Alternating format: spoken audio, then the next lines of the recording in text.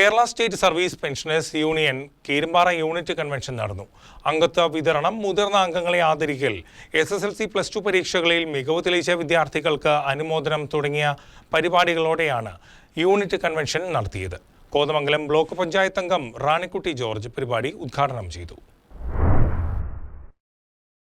Kerala state service pensioners union Keerampara unit convention Oonjappara Sabu Kuruvila memorial library ഹാളിലാണ് നടന്നത്.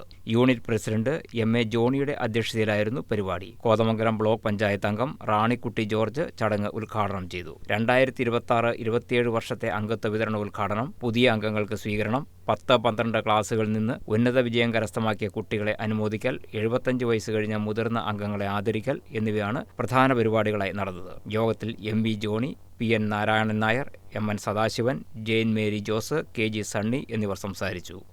News desk KCV news.